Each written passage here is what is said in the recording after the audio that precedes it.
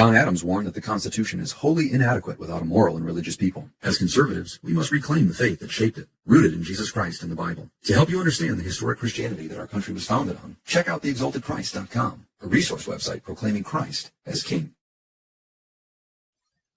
Good evening and welcome to The Right Side, the Livingston County Republican Party's podcast, our weekly podcast on Tuesdays. My name is Deb Drick and I'm the chair of the Livingston County Republican Party. My wonderful co-host tonight is none other than District 3 Livingston County Commissioner Frank Sample. So welcome, Frank. Thanks for joining us tonight. Thanks for having me. It's going to be a good show tonight. We have County Drain Commissioner Brian Jonckheere is going to talk about his job, what he does, and what does spring mean to Livingston County. The spring rains might cause us a mucky backyard, but his life gets exciting, and he'll talk about that. We also have Connie Johnson from Michigan Vaccine Choice with us, and that's a hot topic right now. So she's going to talk to us about vaccines, about issues, about options, and things like that. So, but let's start off by talking about little county stuff with Commissioner Sample here. Commissioner Fiani was here last week and did a great job co-hosting with me.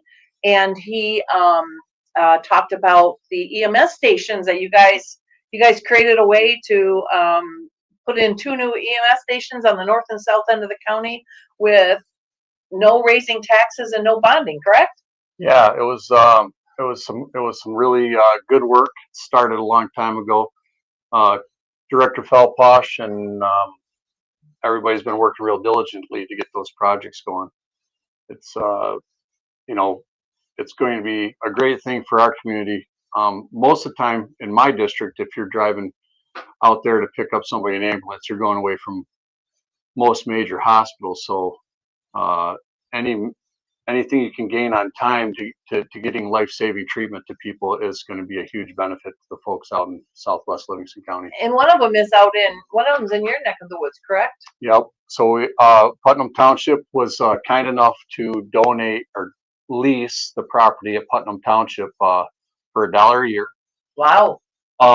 Which became no cost to the county because from the great work of the clerk there, Valerie Nemec, she went out and solicited donations for $1 for each year of the 99-year lease. Oh, wow. So we really appreciate the effort that everybody everybody put in to get that project to go forward. Yes, well, that's awesome. That's awesome. Let's see. And you've got, so you chair the personnel committee, correct, at the county? I do. So basically I chair most of the personnel decisions that go through the county for upgrades, appointments, reclassifications, and the most all the HR matters that would come through step increase that cost the county additional funds. Okay. And let's see, what do I get here? What's going on? What you guys did? We talked about the EMS building. That's got to be awesome out here, because I don't know that you guys have a close by ambulance, do you? There's one in Hamburg, but Hamburg gets pulled a lot from the other places. It's kind of one of those things that all these bases help one another out. Okay. There's some real good work that came into calculating the time savings by adding these bases. So we added Fowlerville a while back by purchasing the old fire hall out of Fowlerville. That finally opened up and is ongoing. And with these 2 added bases, the goal time to be able to reach almost every part of the county within 10 minutes or less, it looks like it's achievable. Good. That's awesome. And so you got some stuff going on at the airport too, correct? Yeah, I think one of the things that the Board of Commissioners has put through is we have we approved $2.7 million expenditure for a new SRE building, which is a snow removal and equipment building, which will help us better maintain the airport during our inclement weather times. Currently, right now, when things get iced up with our equipment, it takes a longer period of time to thaw that equipment. So the conditions of the runways degrade, and as they degrade, less planes can land. And one of the big assets we have is survival flight lands at our airport. Oh, that's right. Yes. And they're pretty stringent on the requirements for what the airport has to provide for them to land there. So this will help us better serve Livingston County safety by making sure that MedFlight can make it in at these most inclement weather times. So your health and safety committee seems to be real busy right now. If you're thinking about the EMS and then you're thinking about the MetaFlight and stuff, so that's a big boost in safety for the county. Thank you. Yeah, it's been an exceptional start to 2025. The health department renovation that's up and coming, that's just been approved, where that's going to better serve the residents to get in and out, and more accommodating. We'll be able to service those needs faster. So I'm feeling really good about the direction that Livingston County's taken in the public safety and health sector. Good. Well, that's awesome. Yeah, and as a resident, thank you. You guys are doing a great job in bringing things. I know you got some stuff that's still in the works right now that's probably not ready to be talked about, but I know tidbits, just little snatches of things. So I'm looking forward to having you guys back on here to talk about the rest of the improvements that are coming. Yeah, there is a lot of things out there for us to work on that will affect the public safety aspects of the county.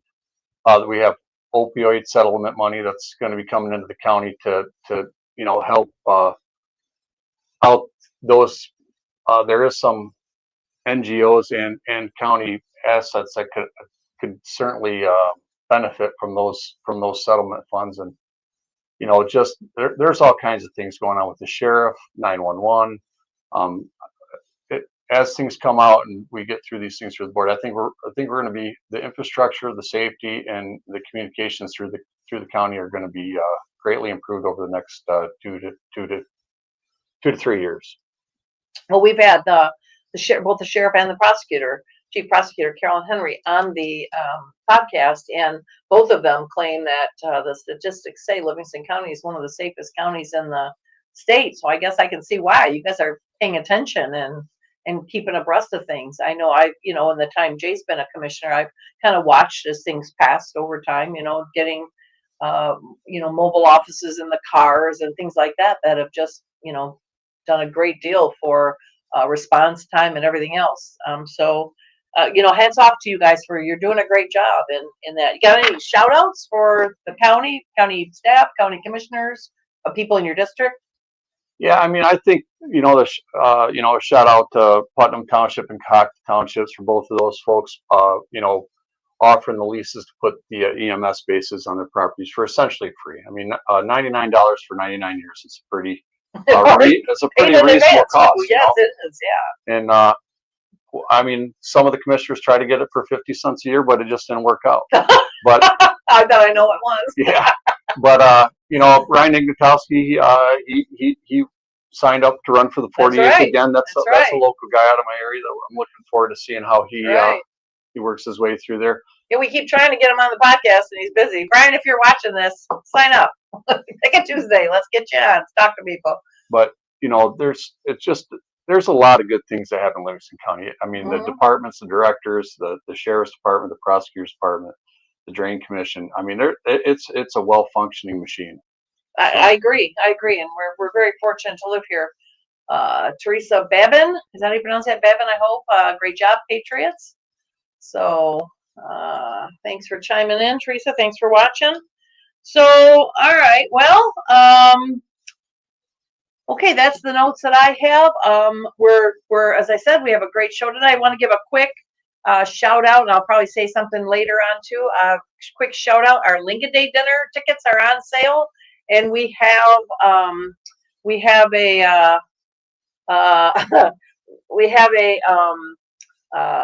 two speakers. We have Ryan Kelly coming, and he's going to talk about the J6, where he was imprisoned for the J6 stuff, and he's going to tell us all about that and how he got pardoned from that.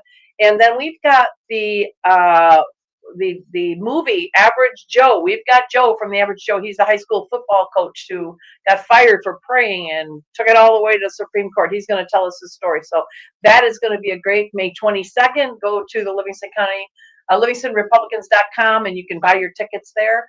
We're also taking advertisements for the booklet, the program, that's the word, program. And so please sign up on there and buy your tickets. Jessica will be happy to see your name come across. We got, of course, Mr. Commissioner Chair Drick wants to know the next time he can pay to ride shotgun. Anytime. Shout out to Jay Drick. He took, at one of our monthly meetings at the LCRP, there was an offer to ride shotgun in the truck for the St. Patrick's Day Parade in Putnam Township, and there got to be a little bidding war, and Jay was the successful bidder to ride shotgun in the parade with me, and for $300. That's which, right. Which right. handled a lot of the cost for decoration and stuff like that, and then you did a wonderful job singing on the float for us, and thanks for all the people that donated their time, and along the shout outs there's Mike Carney donated space in the old Putnam Fire Hall, which was we couldn't have done it without that. Yeah, we would not have. We could have had all the decorations, the money, the truck.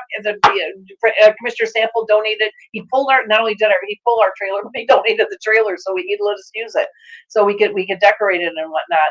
But without Mike Carney, we would not have been able to do it. We would have had no place to work on it and keep it out of the elements while we were designing it, because it took a couple of weeks of work to do that. So yeah, it was super great. It was fun. We had a great time, and so we all decided that, as much work as that was, it was so much fun that now we're looking forward to 4th of July. So Jay, 4th of July, save your pennies, as I know you do. So we're going to be back over. One more thing on the St. Patrick's Day that's kind of a sad thing that happened is, so this year it was taken over by Julie Amy, and they did a great job. But unfortunately, the person that ran the St. Patrick's Day Parade for, I think, over 35 years, Miss Dybel, she passed away about a week and a half ago.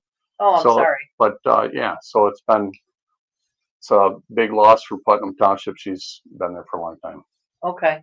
Well, Julie did do a good job, and of course the other lady we missed, but yeah, that's sad. And now I got to go to commercial on a sad note. Say something happy. I can't do that. Well, I mean, it was a great event, and that's what she would like to be well remembered by. I'm sure. So I think it was. It's been around a long time, so she must have run it for a long time. Well, she was super Irish, so we had to have it. Right. So.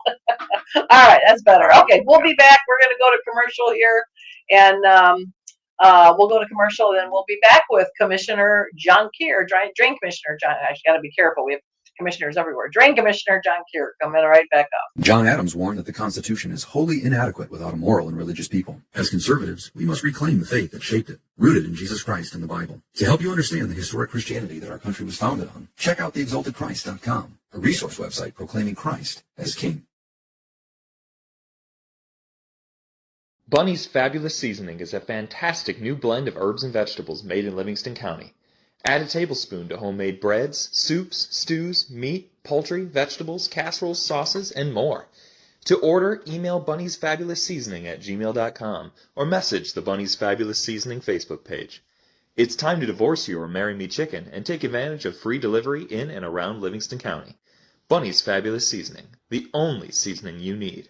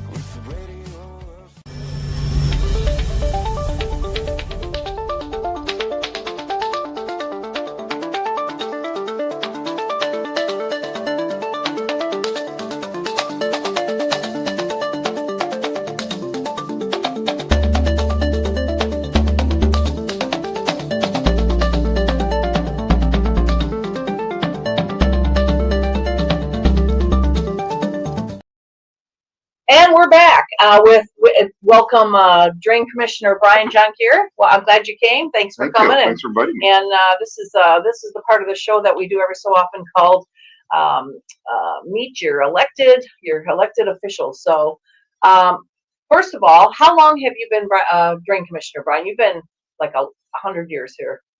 Thanks. You're Thanks. welcome. Appreciate that. Since '96, so Okay.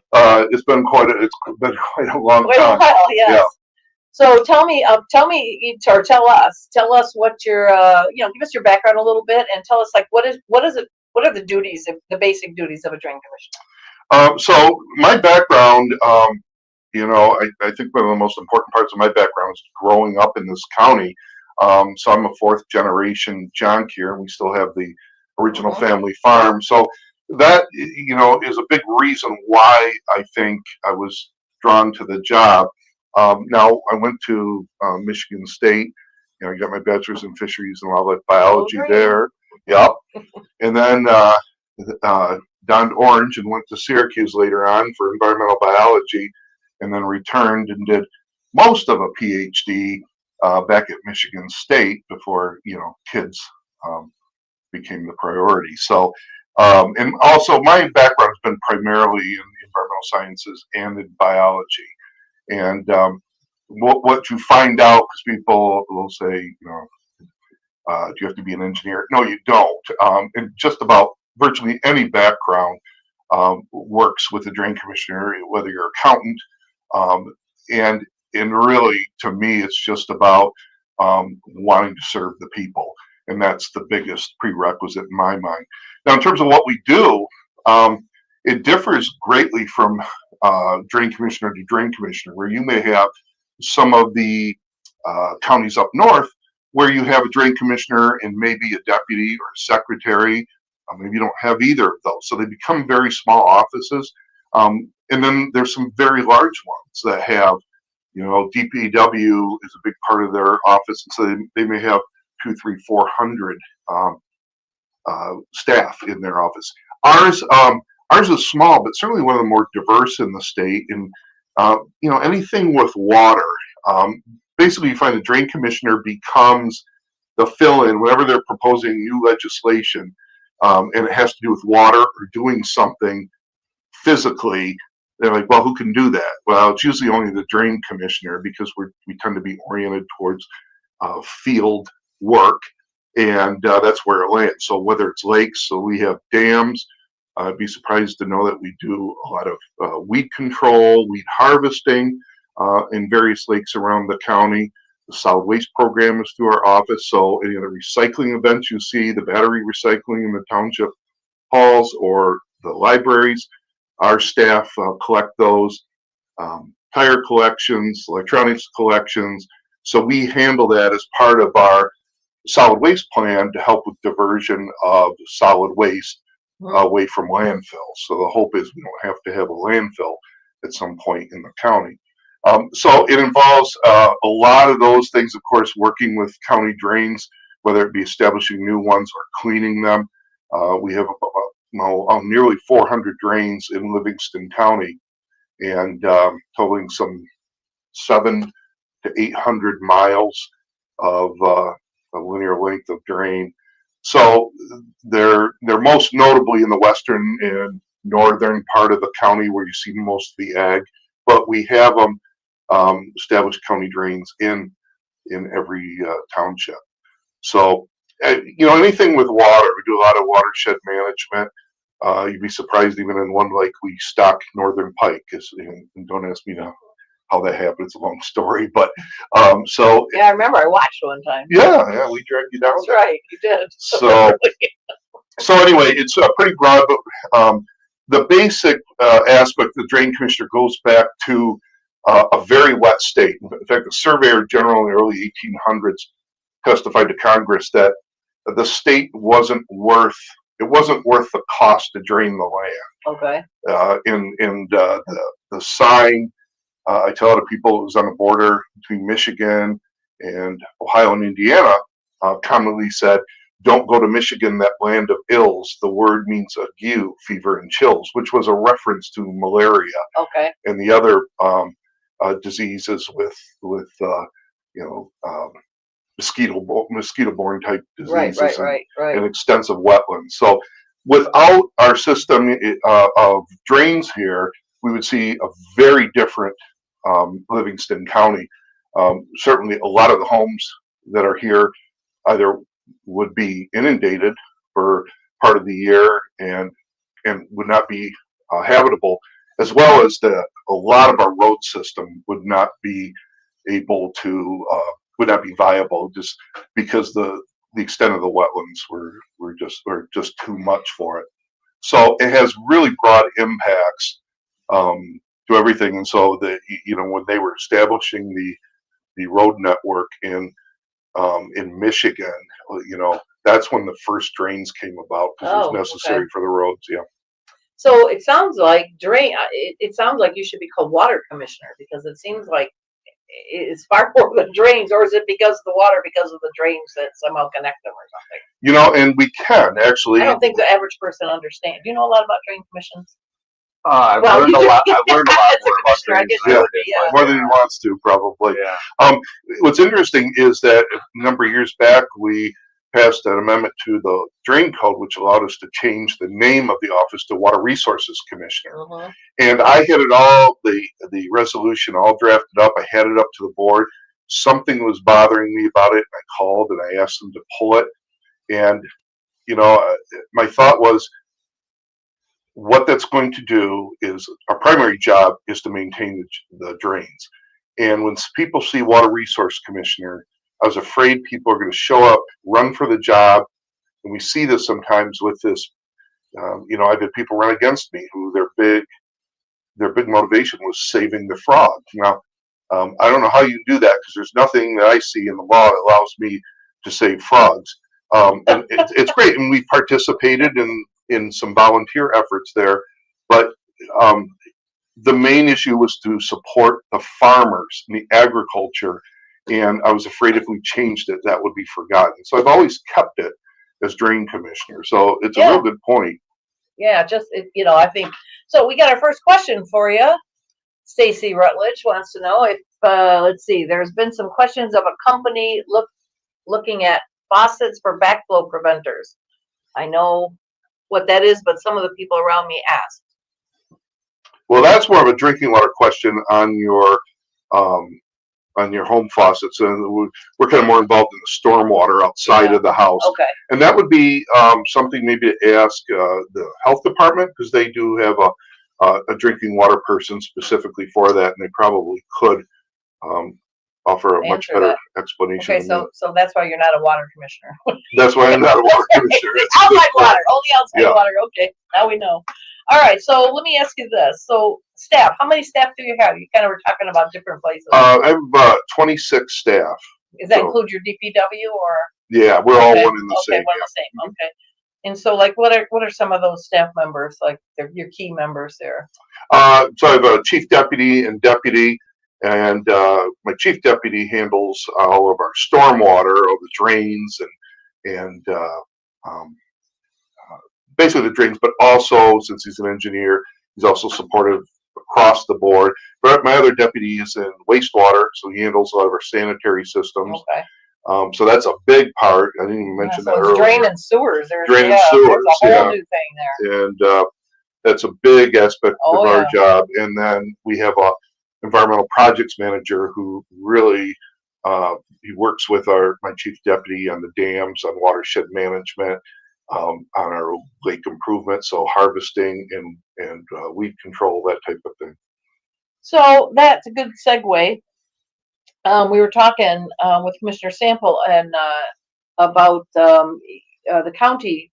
The county did some. Well, I'll let you talk about the county, what you guys did for the dam here. Well, the Board of Commissioners approved to go for the bond for the Flock Dam on the Portage Lake chain, which came from the joint effort between Washtenaw County and the Washtenaw County Water Resources Manager, our commissioner, and Brian Jonckheere's department, the drain department. Well, that came forward a couple years ago, I think, right, Brian, that we started seeing estimates for what that was going to cost.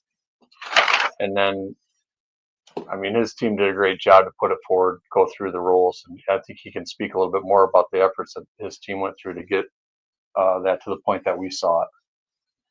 Yeah, so Washtenaw County is the prime, they're the operator because the dam does reside in Washtenaw County. The reason we're involved is that actually the majority of parcels are in Livingston County. And so whenever we have a number of dams, one that we operate in Livingston, that a portion of the assessment role is in Washtenaw County. So we work together. We have the ability to assess our residents in Livingston County. So there's a delineation of the percentage that's going to each county, and then we would assess that to the people in Livingston County. So that dam, obviously a pretty old dam. It's a very significant dam, so it has the potential for damage downstream. And really what we're doing is replacing the big gates on the front of the dam that allow them to control the water, let more water go, let less water go, and then a lot of concrete upgrades, and then some electronics to help them monitor it a little bit better. So pretty good size. It was a $3 million job, but over three. Yeah. Well, and so answer question for a non-water person. What way does the water flow between here and Ann Arbor? To Ann Arbor or from Ann Arbor? Well, in that case, it flows downhill. To Ann Arbor, downhill. Yes, that's something our sheriff would say. But Lots of stuff flows downhill. Yeah. As the sheriff would say, what the heck do you have to know to be a drain commissioner? Just water flows downhill. So. But we are unique in Livingston County. It's the only county in the state that flows to three different major watersheds. So the Huron, which actually begins up just south of 12 Oaks Mall, in that area, flows west to us, then south, and then eventually east into Lake Erie. The northern and eastern part of the county is Shiawassee River watershed. That flows downstream and into Saginaw Bay. And then most of the western portion of the county flows west to ultimately to the Grand. That's the Red Cedar. And we actually have a little, as a sub-watershed, the Looking Glass in Conway Township. That flows to eventually to the Grand River as well. So they flow everywhere. They go everywhere. So we have water that goes to Lansing. We have water that goes to Flint and Saginaw. We've got water that goes to Ann Arbor. So I guess in my little sheltered non-water educational life, water just all goes the same way. Yeah, apparently not. And it's important to understand where that goes. And one thing I tell a lot of people is a lot of times there's not an understanding. Everything we do here, at least if we look at the western part of Livingston County, if you put a house up, and we all sit there a lot of times and we watch the people along the Mississippi, and they're up on the barn with cows and chickens, looking for, somebody to come along and pluck them off there. But the water's going through their second floor window. And what you may not realize, if you live on the western side of the county, some of the water that fell on your roof months earlier might be going through their bedroom. And so that's something that is not often understood, and that every rooftop, every driveway that we put in, and whether it's here, whether it's in Illinois, Iowa, Missouri, that water goes that way. And every time we put impervious surface, we increase the flow downstream. So it's really important to understand there is a tie-in. Impervious surface. Impervious surface is simply roadway, asphalt, a rooftop, anything where it prevents water from sinking into the ground. I learned a new word. How about you? Or did you know that word? I did. Oh, Yeah.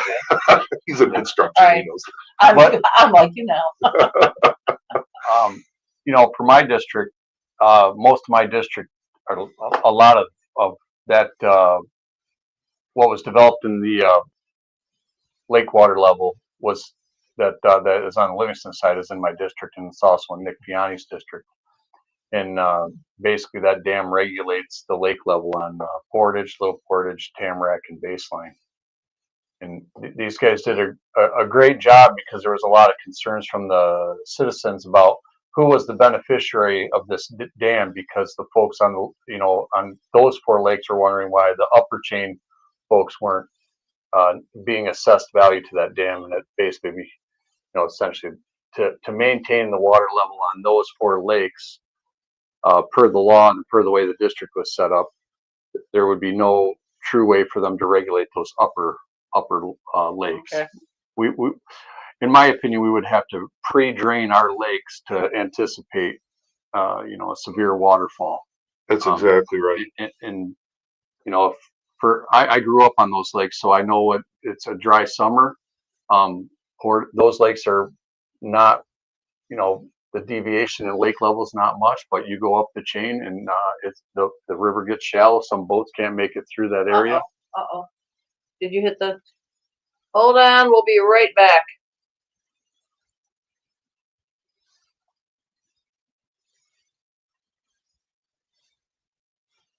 There it is. That's what I want right there. Hold on.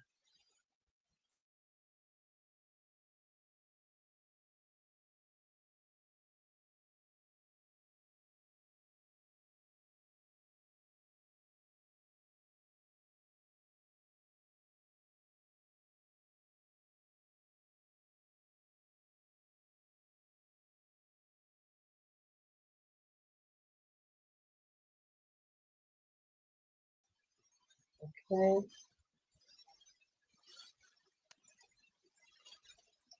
Here we are. Okay, Yeah. we're back. Sorry about that. So, all right. I'm sorry, Commissioner Sample. Go ahead and start where you were. Yeah. So anyways, that last summer there was the seawalls and docks were underwater on Gallagher, which is up the chain of ways, where the water levels on the 4 lakes that are in part of the assessment district were, they may have been slightly high, but they were nowhere near the levels that the upper lakes experience. So that being said, I think they did a real good job of putting together the reasoning behind why they added, who was involved in the special assessment district. And from my position, I thank them very much for it. I got some good opportunity to spend some time with Ken Recker to get some discussion on it, and I thought they did a real good job throughout the whole process. Awesome. So you had mentioned about your job being to save frogs, and I remember talking to you about early lowering. Yeah. Tell me about that, and how does that connect? Well, that's kind of a new thing coming, which I think Brian will explain the legal part of it a little bit better. But there's a talk about lowering the dams early. So it's early drawdown, and it's kind of save the salamanders idea, where the amphibians seek shelter in the banks when it comes wintertime. So the idea is to draw the water levels down early so they burrow in and don't get froze out, versus they burrow in higher into the banks while the water levels are up. Then we drop the water level down and potentially hurt the amphibious population of the chain lakes, which I think is highly unpopular. But I think Washington also doesn't support the early drawdown, but they do or they do not. I believe they're in agreement with our drain commissioner that the early drawdown is. Who makes that decision? The judge, actually. Judges make that decision, and they've always drawn it down. And if they didn't, there would be a significant amount of damage to seawalls and docks along the river. So I don't think the drawdown is the issue. I think it's because it's supposed to be earlier this year, and that would make fishermen and other people frustrated. I'm not sure what the date is, but we normally draw down somewhere around mid-November. But they're talking about taking it up to, I think, as early as late October or mid-October. So I'm not real sure where that lies. We're just kind of getting the information on. But for a while there, the folks thought that the early drawdown talks were to do this dam repair, and it really has nothing to do with the dam repair. Salamander, and it's a judge somewhere. Yeah. Well, is it a local judge or is it like at a state level? Usually a local circuit court judge, and they look at all the factors. Really confuses them because they're used to looking at some warring parties and making a decision. So it's they're not usually at ease with it when you come to them about it, but they've got to weigh all the data and appoint a level that we have to try to keep it at. So interesting is that somebody that's advocated for the frog populations, which have declined. We know that. There's I think some of the reasons behind it, but um, my opponent in one of the past elections was also talking about the lack of bugs on the windshield in the spring, and I did resist the thought of saying in that candidate forum, it's because Too many frogs. there's too many frogs eating them. Yeah, too many frogs. But I was good, and I didn't say that. But Except for live right now, but a couple thousand people have heard that by the end of next week. Oh God! All right. Well, yeah. So, and I guess I wondered if it's typically November, middle of November. Is there some sort of salamander decrease that is spurring this early thing? I mean, if you guys have been doing it all this time, they can't be that. It can't be in that much of a danger. I'm not real sure. It has something to do with the Huron, with the rivers and Eagle and the way they're looking at the I don't really know. Like I said, it's kind of new to what I'm looking into, but it's definitely something I think is going to be a hot topic, and we're going to catch some flack from the residents if come earlier in the season, because what will happen is most of those lakes during the drawdown, they won't be able to get off their boat lifts, their docks, so boats will have to come out early. Docks will have to, the docks don't really have to come out early, but the boats have to get off the lifts and they got to get out of the water. So it'll limit the recreation. It'll hamper the hunting on the lake as far as the duck hunting and stuff like that. Yeah. It'll have significant impact. So when does this decision get made? We're talking about potential decision, but we're hearing things. But do we have a? No, it's all done. They've already decided. Yep. We're moving forward on it, and I'm not sure when their contractor is supposed to stop. But I was actually down to the treasurer's office today, getting some documents signed for the loan there. So, so we're What's on the date when are they doing it? I can't tell you. So they're mostly involved in the project administration of it. So I'm not sure what the substantial completion dates are on it, but I'm guessing from what I've seen, it's from the time of start, it's going to be several months. My sense though is that they can keep the lake up where they need it. A lot of their work is above or at a level that would not require them to lower the lake. So. All right. So the other thing I wanted to talk to you, do you have any questions about anything you said before I switch subjects here? No, I think we should keep going. Okay. So the next thing I wanted to ask you, well, let's talk about, is spring like your busy season? That's when, I know what my backyard looks like the spring. I would imagine your life gets really interesting about now with all this rain we've been having. What kind of stuff do you run into? It is that in fall we get a lot of rain, but it's really hard to predict. We're usually busy all the time anymore, and when we're getting a lot of rain, we have wet ground or frozen ground. We do get a lot more calls and about water on property, which is really not something that we are able to legally deal with, but we always do respond and try to get out there with some of our staff to make suggestions. But really, in a way like a county road, our authority, unless it's for a dam or something specified in a different statute, our authority is with along drains, so established county drains. And while there's a lot of them out there, the vast majority of private drainage out there is something that's buried, you don't see.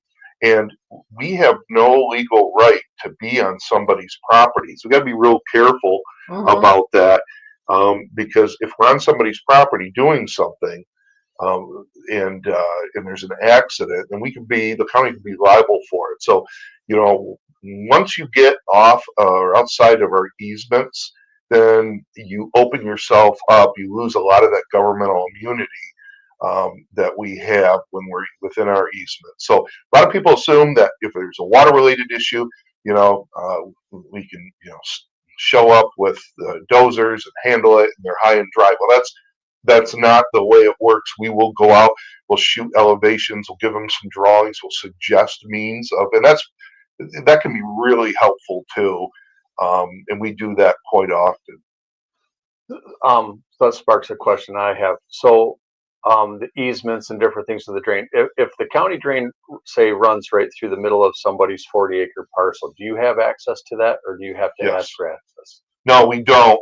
And one thing that's unique with the drain commissioner is such as the importance of drainage and to be able to maintain drainage when the state was first becoming populated drainage was uber important. Um, we have, even if there's no written record of a drainage easement, we still have the right to use a reasonable amount of property to access and maintain that drain.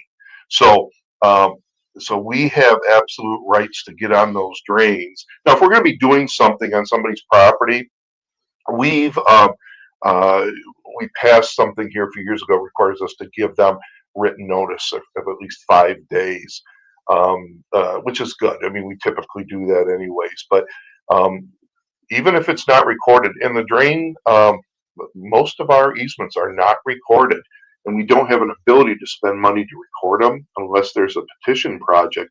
So it's the only easement that you will find in the state that's legitimate, even though it's not recorded on the deed. So the argument there is that a reasonable person would see that there's a drain and would inquire as to who maintained that drain. So quite interesting. Yeah. The most of our drains go back to around turn of the century. Some even go back to 1865, and you'll see. I haven't seen it here, but in some other states or some other counties where the easement is of sufficient width in which to turn 2 teams of horses. So it gets, going back to the middle 1800s, where, a lot of times they didn't have the ability to describe, they just thought, hey, well, everybody understands how much area it takes to turn a team of horses. We'll just use that. So, so it's pretty interesting because we deal with a lot of throwbacks to, that kind of stuff. And I think that weren't townships set up basically on or counties set up on how long it would take to get from the outskirts to the center for a meeting or whatever. I don't remember, something like that. Yeah, you're right. The townships, it was. Townships were originally set up because of the voting. People are riding horses, so they didn't want to have them ride, all day to get to a polling place, and that was kind of the start of in Michigan here, where townships have they have all the land use authority. So except when it comes to solar farms, we're finding out. And what you see here, very different. There is the first drain commissioners were actually township drain commissioners back in the early 1800s, and then at one point there was both township and county drain commissioners, and then eventually it was just county drain commissioners. So the one part of your job you haven't talked about, it's probably not the pleasant part, but it's super, super important, is the sewage. What is your purview, I guess, as it pertains to the county waste? So we're involved, and that's a lot of our systems were taken by my predecessor, and they serve developments of between 9 and 30 homes, and so they tend to be smaller. But we do have the municipal system in Heartland. There's Heartland and Tyrone townships, and also the septic receiving station up there. And so all of that waste is transported to Genesee County, where it's treated at their District 3 plant in Linden. And so all of the response items, all the maintenance on the lines, that we have 24 pump stations now, I think, which is a lot of pump stations. My staff maintain that. So so they are on duty 24 hours a day, 365 days a week. And they respond, to any call out on that system. It doesn't matter when it is. So. Wow. So for those who don't know, how is that septage transferred to Genesee County? So the septage receiving station was something We worked on years and years, late, just prior to 2000, I think, when we first talked about it. And what we saw was the conversion of farm fields that historically we had land application on. And so we were losing that ground. We were losing, the ability to sustain that much volume. We put it on the ground. And so we saw what was coming. Plus, there was an issue with, this is untreated septic. So everything in the septic tank was going on the ground. We wanted to get that off the ground and treated, and that's why we started working on it. So that station collects the waste from the individual truck. So if you have an on-site system and you've called a hauler or pumper truck to come in and empty your tank, typically the waste will go there, and it is pressed, and the pressate, which is mostly liquid form, is put in the line along with the sewage coming out of Heartland and transported by pump stations into Genesee County. Wow. So it's piped up. It's piped up. Yeah. It's well-traveled septage. Yeah. So we basically we took the septage from landing on our fields and pushed it up to Genesee County to be treated. Yeah. Perfect. Yeah. That's a great idea. We don't usually say that directly to them, but they charge us a lot of money to take it. So, yeah. Okay, so I guess I have another point, or at least I guess the last point I want to make is, why is it important, considering this is a Republican Party podcast, why, I ask all elected officials this, why is it important to have a Republican drain commissioner? I think I got easy answers from the prosecutor, I got easy answers from the sheriff and from the commissioners. I'm interested in this. This is a good one. I want to hear what this one's like. Yeah, and Let's deal with more crap. I don't know. We deal with, yeah. I couldn't resist. And really, it's like anything else. It comes from your constituents. What we tend to see, and we work together. In fact, I know of a drain north of here where 9 drain commissioners are involved. So it travels from center of the state all the way to Lake Huron. So so wherever that travels to, wherever that watershed is, there's no limit to the number of drain commissioners that can be, involved really. And so that's kind of nice because we can work beyond the borders. But in terms of, I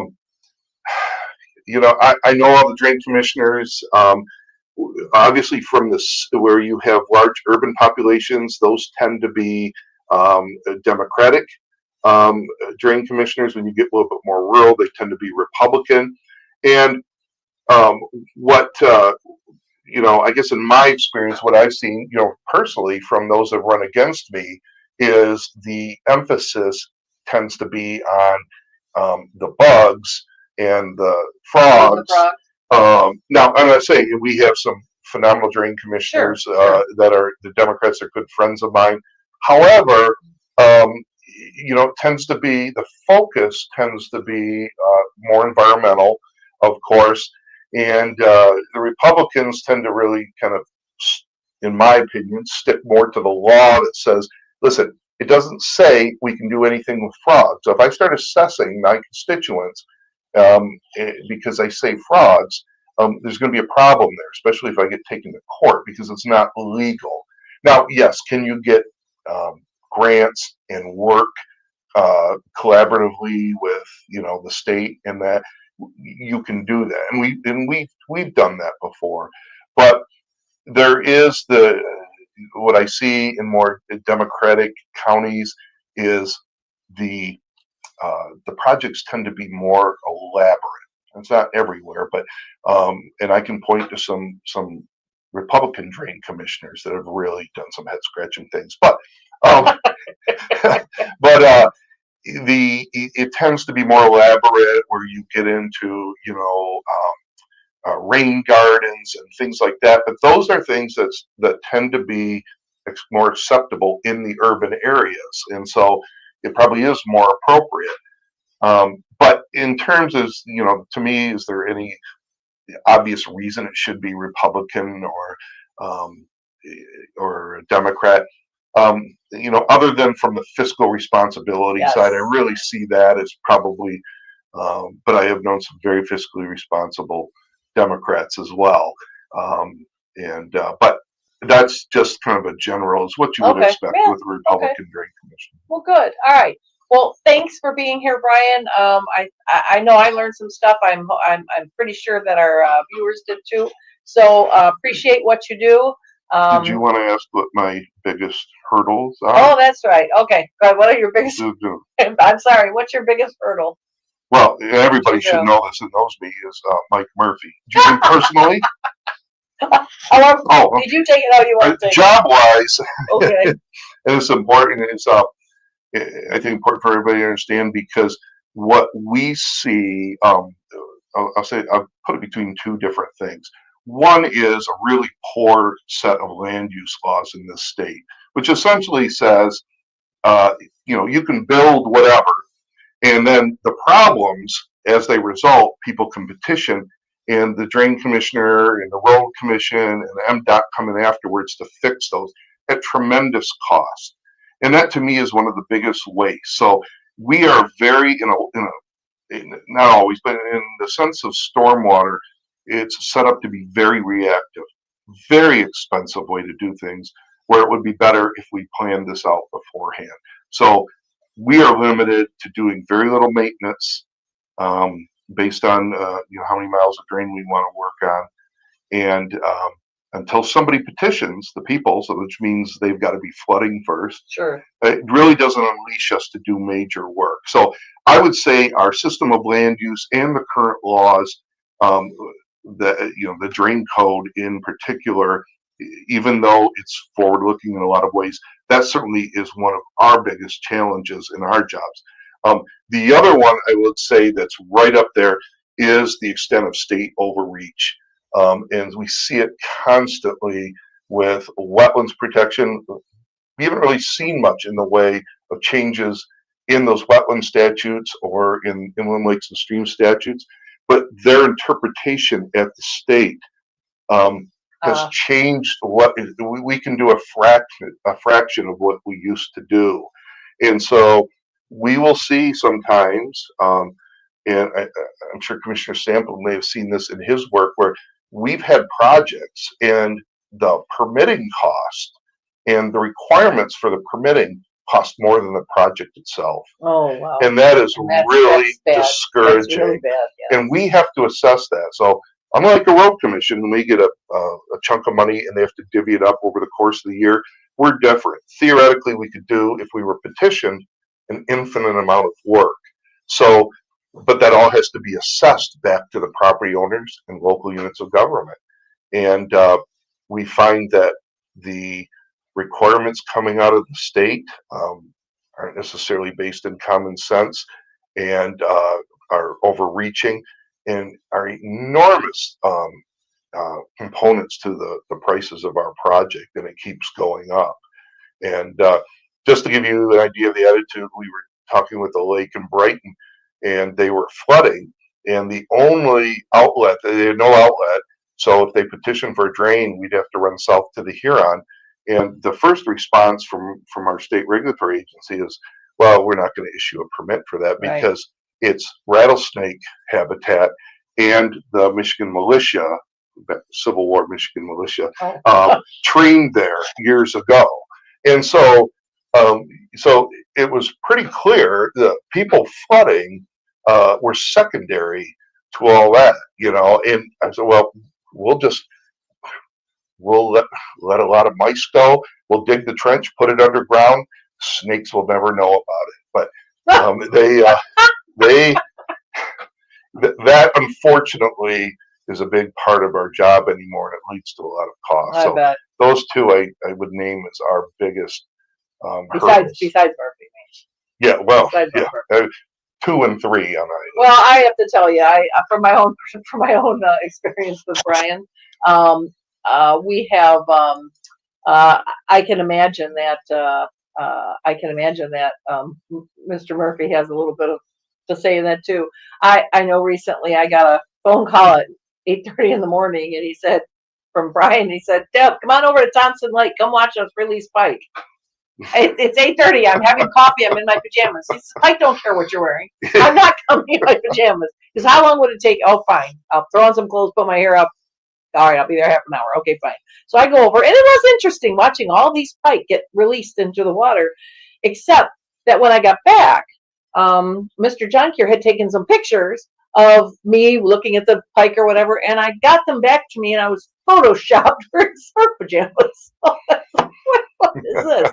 So we have become a Photoshop war, and he likes to do that to people. So I did a couple to him. I wish I would have thought of it. I had it ready, and I could have put it up on screen. So I might do that before the night's over. So Brian, thank you so much for coming and explaining what you're doing.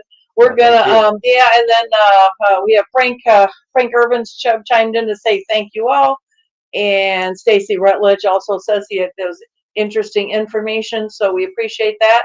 So we're gonna take a commercial. We'll be right back with Connie Johnson, and we're gonna talk about vaccines. So stick around. We'll be right back. Bunny's Fabulous Seasoning is a fantastic new blend of herbs and vegetables made in Livingston County. Add a tablespoon to homemade breads, soups, stews, meat, poultry, vegetables, casseroles, sauces, and more. To order, email Bunny's Fabulous Seasoning at gmail.com or message the Bunny's Fabulous Seasoning Facebook page. It's time to divorce you or marry me chicken and take advantage of free delivery in and around Livingston County. Bunny's Fabulous Seasoning, the only seasoning you need. The Exalted Christ Ministry offers resources to help you understand historic Christianity. Visit theexaltedchrist.com for articles, podcasts, and a video series exploring scripture and key historical topics. Get free resources today at www.theexaltedchrist.com.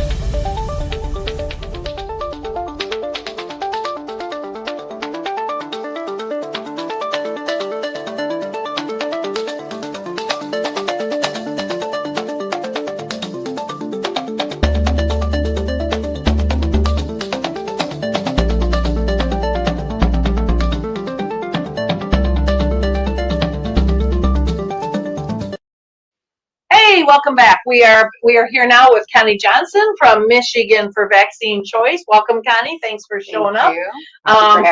Thanks for coming. And this is a hot topic, vaccinations right now. And with the Trump administration coming out and his work, Kennedy's work over there, and so we have some interesting stuff. So I'm not gonna opine here. Because I want to know too. Tell us about what you do. Tell us about Michigan for Vaccine Choice. How did it start? Why is it there? What do you do? And then what's your role? Yes. So Michigan for Vaccine Choice is a 501c3 organization, a charitable organization here in Michigan. It was actually established 30 years ago in 2024. By our president, Suzanne Waltman, and she established it under a different name. We changed it. It was MOMV, Moms Opposing Mandatory Vaccination. Okay. Is what the original name was, and we regrouped in 2015, became a 501c3. I became involved with Michigan for Vaccine Choice when the health department promulgated a rule that required parents to attend a one-sided education for the benefits of vaccination and the risks of not getting vaccination in order to obtain a waiver for your children in school. So that's a little bit about the organization. That's a little bit about when I became involved.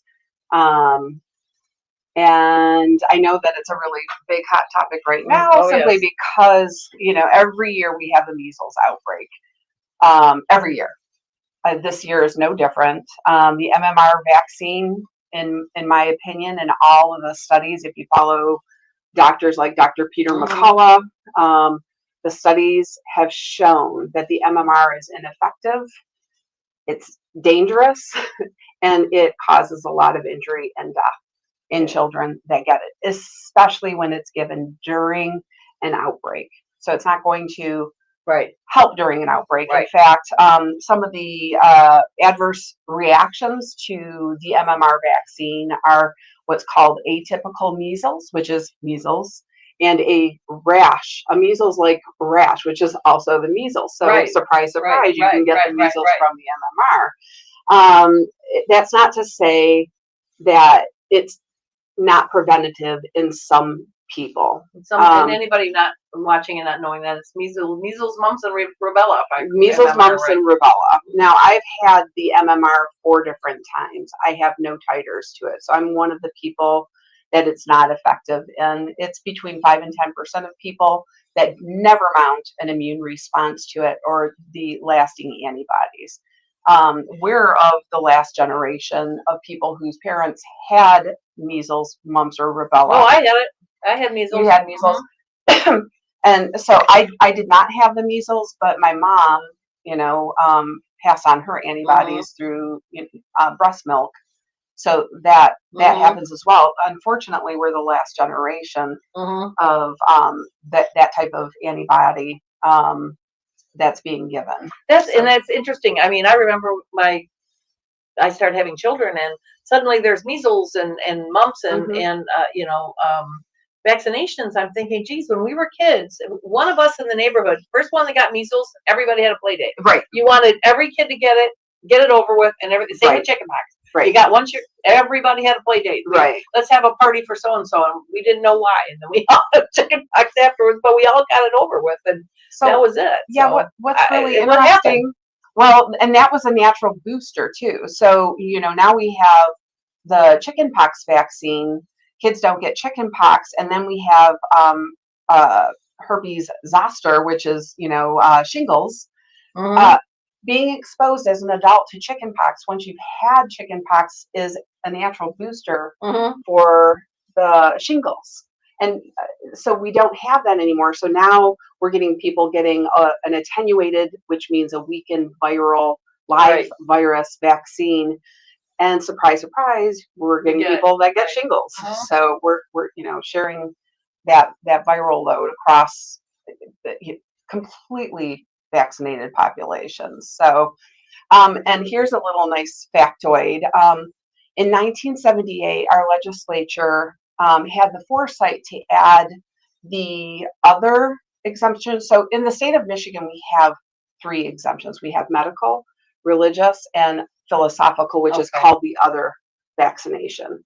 Up until 1978, we only had medical and religious exemption. But in 1978, our legislature passed the revised health code to include an other or so philosophical. What would be an example of an other or philosophical? If you feel like it's not safe, or it's something other than it's a personal belief, but not necessarily religious belief. But there's no guideline. You come up with a belief. I oppose it. I don't think it's safe. It's got formaldehyde in it. I oppose it. But interestingly enough, when this happened in 1978, the CDC report, so they keep a disease report every single year. There were over 8,000 cases of measles here in Michigan. In Michigan alone, during the year that we had this exemption added, and because we had such prevalent numbers of measles that it was, mild rash that lasts for a week, similar to chicken pox, Right. similar to just having a cold. Cause that all lasted a week and I remember like being in bed for like a month. Really? It wasn't, but Yeah, it probably it just felt felt like it when you were a little kid. Did you have measles or did you get a vaccination? I don't know. I don't Or actually chicken know. pox? I had chicken pox, but Okay. I don't recall the measles. Okay. Yeah, I don't know at what point people started. I know by the time I had my kids, I remember questioning why would you vaccinate them against the, Well, I and mean, my kids got the chicken pox, but they never got anything else. I think what's really interesting is, here in the United States, we have direct-to-consumer marketing of pharmaceuticals, including vaccinations. Now, vaccination, if you notice when you see get your COVID shot or get your flu shot, it never has the trail of the adverse reactions added onto it. It's because the loophole for that is it's a third-party nonprofit that's advancing or marketing that, along with like Walgreens, or so it's a third party that's doing the marketing for that. So the pharmaceutical companies, if Pfizer was marketing it, then they would have to have all the stuff. and they're supposed to, and you've probably noticed that they've gone around that rule a couple of different times. One of the really great things about RFK is that he said he's going to be eliminating the direct-to-consumer marketing for all pharmaceuticals. I think that's a good idea. We're one of only 2 nations in the world that allow this to happen, us and New Zealand. And I think it's far past time, like billions of dollars are spent on direct-to-consumer marketing. So it'll be really interesting to see what happens after this. They're already cracking down on the agencies, like Michigan Department of Health and Human Services no longer talks about vaccinations for the most part on their website. HHS, same thing, they don't. It's the third parties, like there are organizations that are funded by MDHHS, which I think should be a no-no too, called I Vaccinate here in Michigan.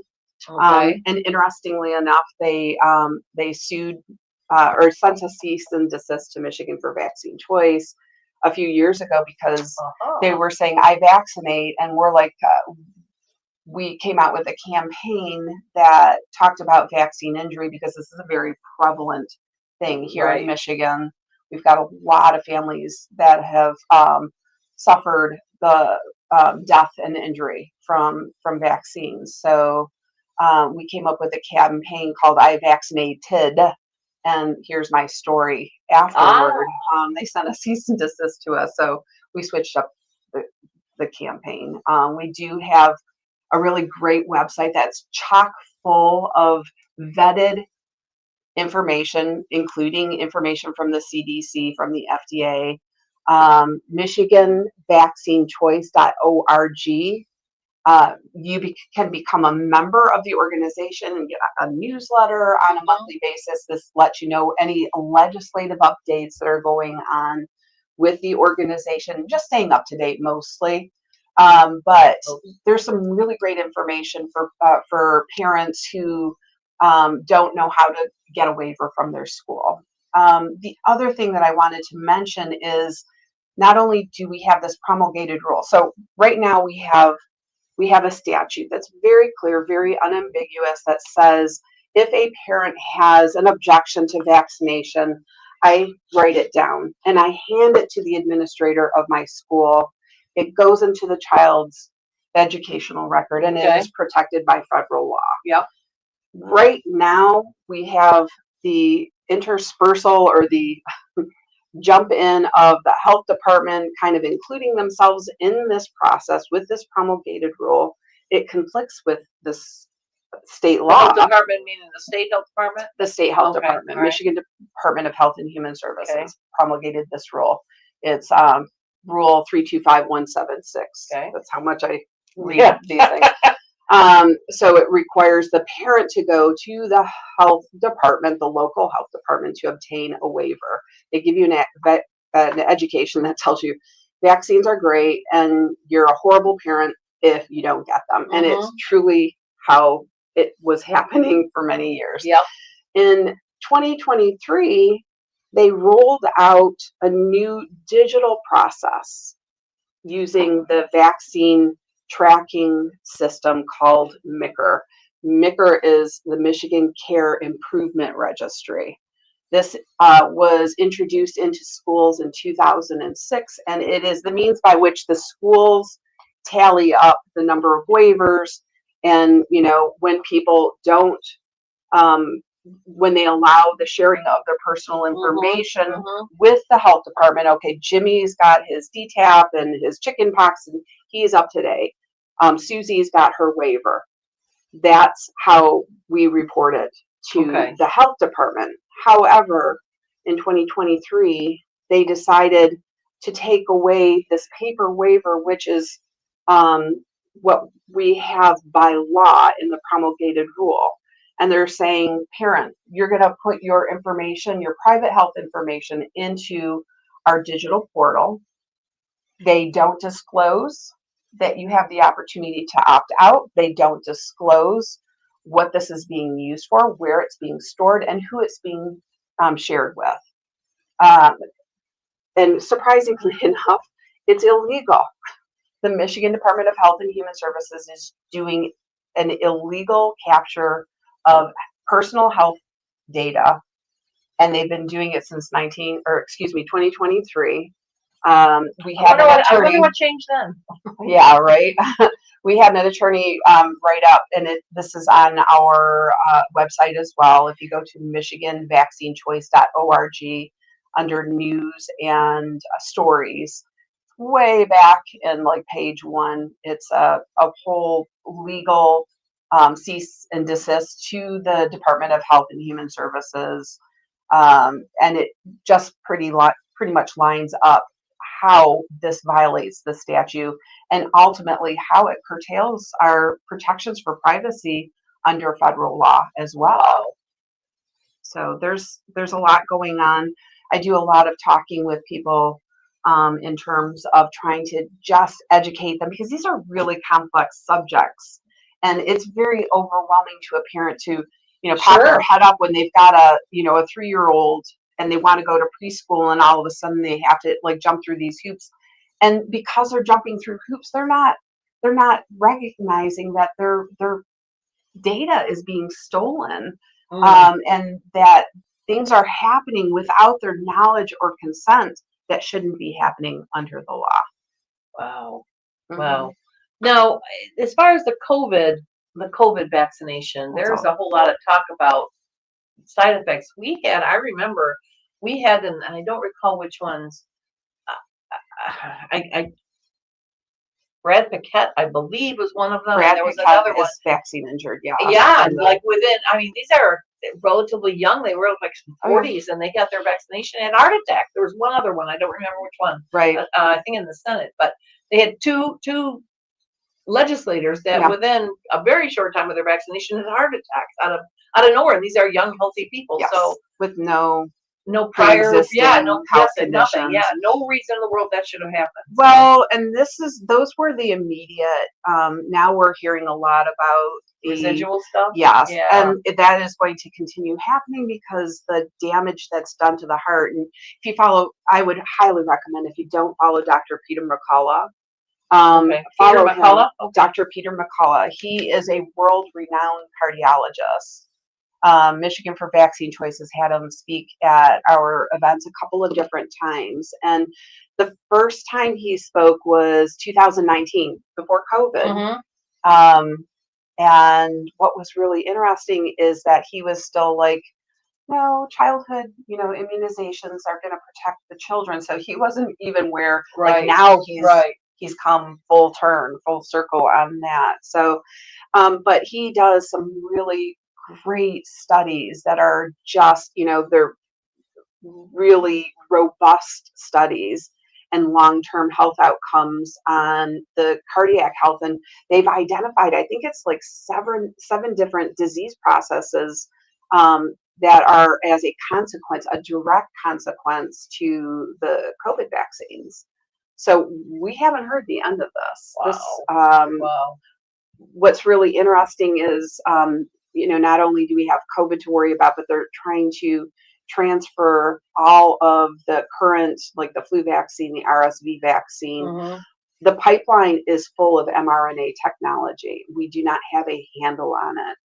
I can't even tell you how happy I am that RFK is in place so that we can kind of say halt Right. to dangerous, untested technologies. That's the word, Actually, untested. Test. They rolled all this stuff, and I don't say the word roll, steamrolled Yeah. all these fixes. When they didn't understand they fixed, they Yes. didn't even totally understand the issue. And they Right. steamrolled all this stuff in, and now people are having reactions. So what is the Right. legal, what are the legal, has there ever been any legal, I guess, win? Usually there's a landmark case or something where somebody sues because they got the shot and they had all kinds of stuff and they won $1 billion from that.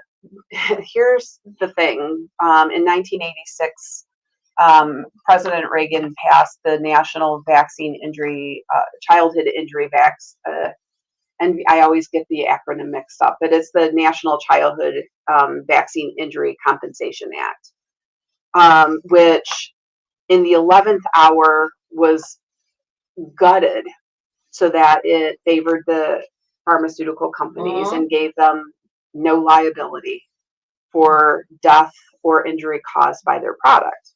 It also gave no liability to doctors and nurses and clinicians, whoever is giving the vaccines.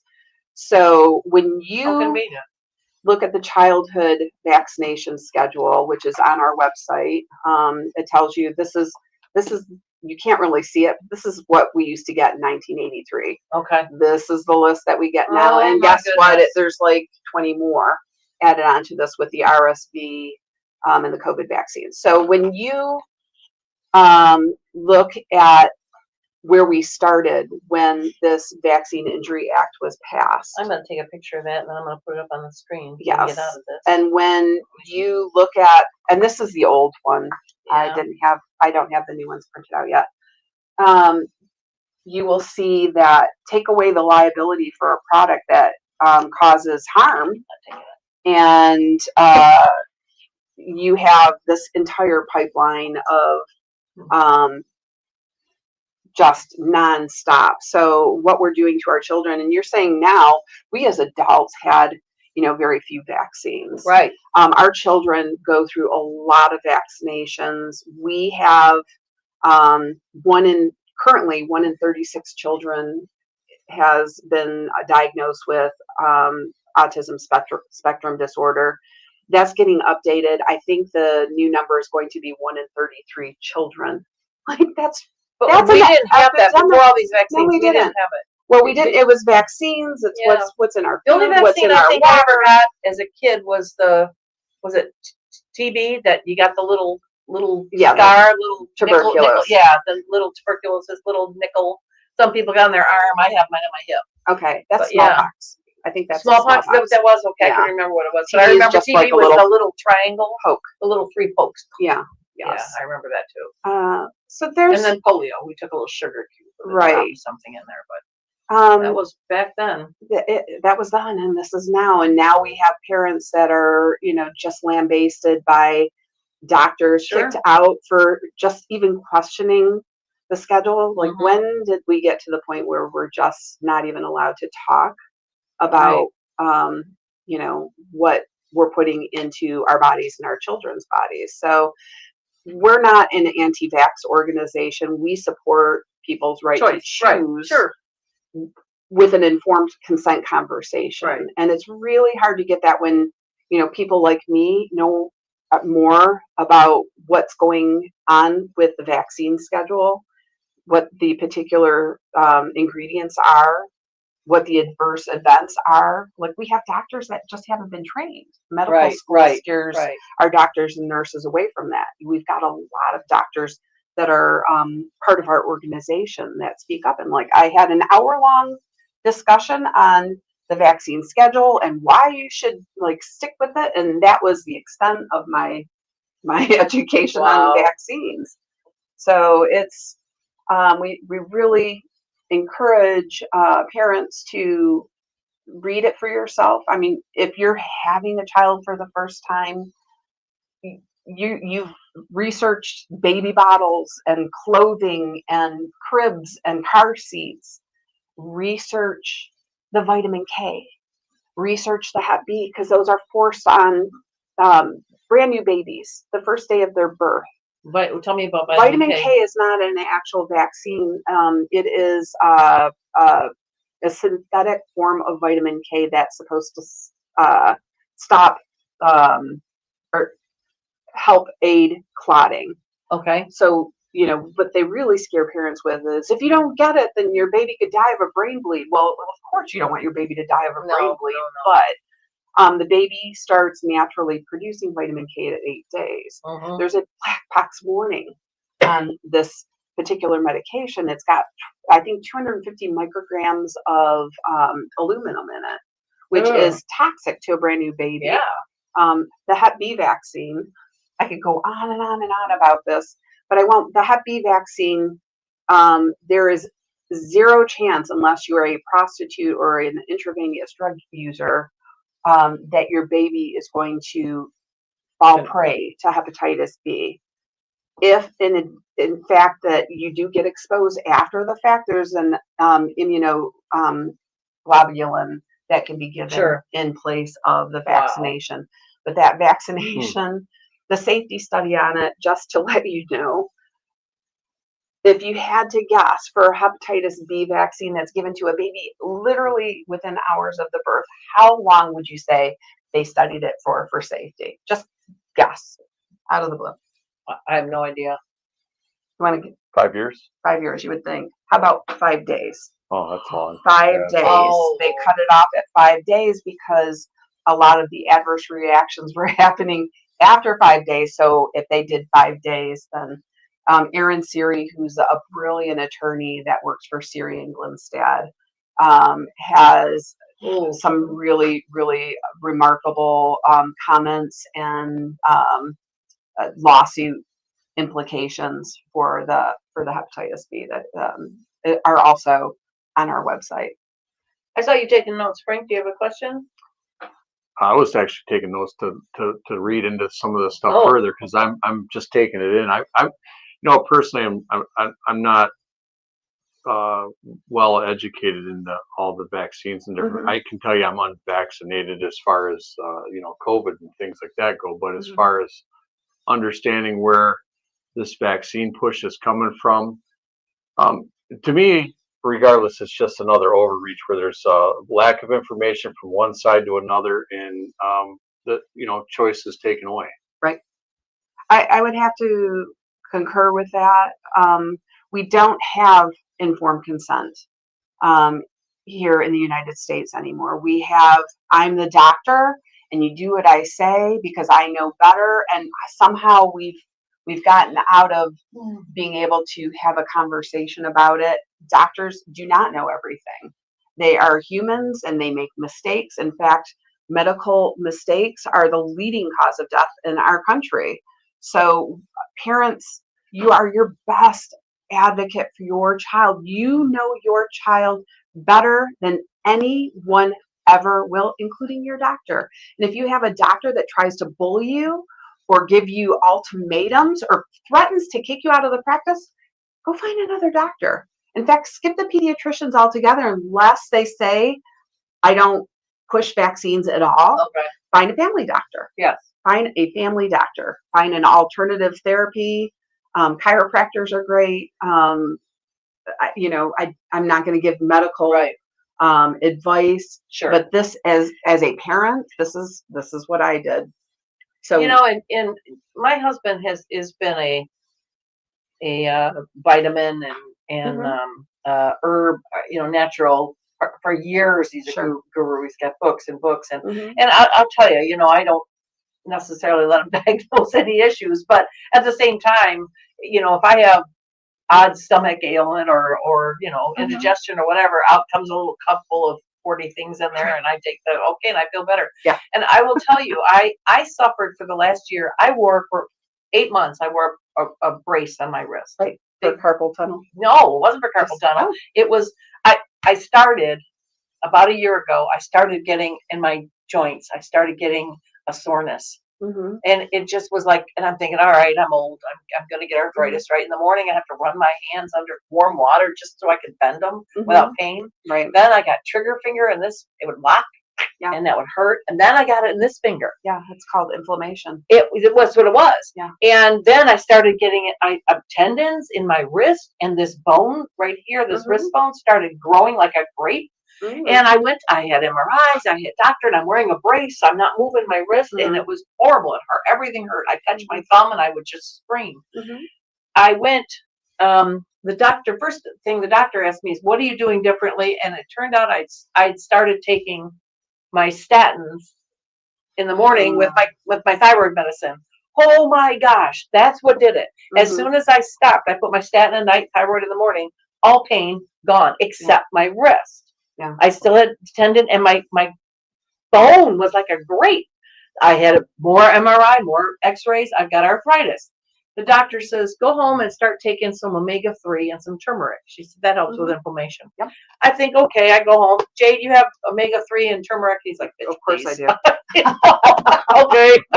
So he gives me something called Super Omega 369 and turmeric. I start taking it. 3 days later, 75% of and this is something I've suffered with for a year. 3 days later, it's 75% better. 10 days later, I have 90% better. It's like 95%.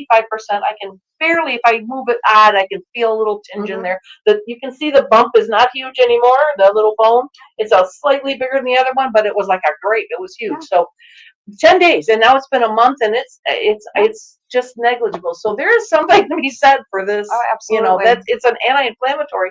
I can only imagine that pains in my knee that I don't have now. Yeah. You know, going upstairs or whatever, that's gone. So it's, you know, it's amazing if you really look into this. Well, you know, I tease Jay because I'm not kidding when I tell you he takes probably 60 pills a day. Vitamins, yeah, vitamins but vitamins, minerals, herbs, you know. And I always tease him. You got any goat's beard in there or cat's claw or whatever? You know, no, he doesn't. But he's got everything else, and he's constantly bringing in new stuff. Well, it's just something. It helps to be, you know, cognizant of is that, you know, most of the countries in the world do natural supplements. Like I lived in, you know, Germany for a couple of years, the first couple of years that we were married, and you go to the doctor for a cold, they don't put you on antibiotics like they do here. They give you like a chamomile nebulizer. Chamomile. Because it's a natural, you know, decongestant. They give you heat on your face. So there's holistic approaches, but those approaches aren't, you know, they don't make the follow the money. That's what it always comes down to. It really does. And if you look at it, we as a nation spend more on healthcare by triple than the next country. And I'm trying to think of what country that is. I can't remember statistically speaking, but we have the worst health outcomes for, you know, first world nation. Well, and I think you talked about it earlier. I think it's the I guess not free reign, but the power that the pharmaceuticals have. You know, when they're advertising, they're making money. And you know, and this whole COVID thing, all that thing. When I think of the billions of dollars those places made because, you know, the government paid them to vaccinate everybody for free. Which is just, it wasn't free. It was us. Oh no, I know, but I'm just saying we didn't pay for it. However, you know, people could just go and get COVID tests because they wanted you to have COVID so that you could get the shot. And this brings us back around. You said, well, you know, do we have a precedent-setting case where, you know, somebody makes $1 billion? Well, we don't, because they don't have liability until this is pulled off the market. When the COVID vaccine was introduced and rolled out, it was protected under the PrEP Act. And as soon as the FDA approved it and it went on the childhood vaccination schedule for the 12 and under, then it was given free liability under the National Childhood Vaccine Injury Act. So what happens is this is not a court of law. This is a special court. It's paid out since its inception. I think it was 1995 through present. $5.2 billion. Wow. So the most catastrophic injuries are people that have, really catastrophic high amount of injury with autism and lots of complications. So those are if you can get multi-million dollar. If your child is killed by a vaccine, the cap for that is $250,000. So if your child is killed, that's the cost of doing business for a pharmaceutical company for the death of your child. Wow. And you're paying the taxes to pay somebody that killed your child with a product. That's just. I don't think that that's ever going to be okay. We got Robin Anna Marie Rodriguez Pelizari says the book "Make America Healthy Again" is a must read. Okay. Yeah, I haven't read that one. Yeah. The Real Anthony Fauci, written by RFK. That one came out. That's a good one too. Find that one. We have, like I said, a lot of resources. Michigan vaccinechoice.org, but we also have reading, and we have it broken down so you have the easy reads, the intermediate reads, and the expertise reads, because there's nothing worse than getting into the middle of something and it not being meaty enough or being like way too complex for whatever it is you're looking for. Wow. So really, really great resources on the website. I highly encourage that type of interaction. You can become a member of Michigan for Vaccine Choice. We have free memberships. We have paid memberships. We're going to be doing a legislative day, May 22nd, which is coming up next month. Yeah, that's coincidentally the day of our Lincoln Day dinner. So yes. whatever you do there, get back in time for the Lincoln Day dinner. Right. Well, that's just for the first half of the day. Okay. Good. We're good. Fortunate that our House of Representatives, I think we have like 42 representatives that have filled out our questionnaire for vaccine choice. So we support.